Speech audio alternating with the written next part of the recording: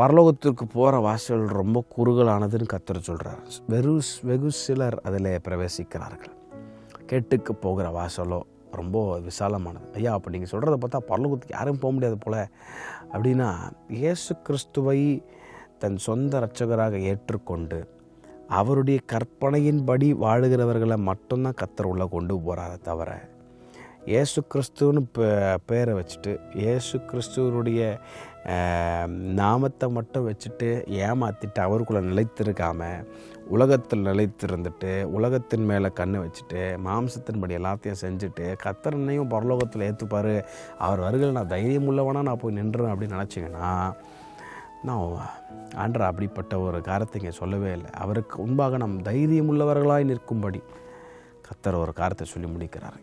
அவருக்குள் நிலைத்திருங்கள், which means be rooted in Christ.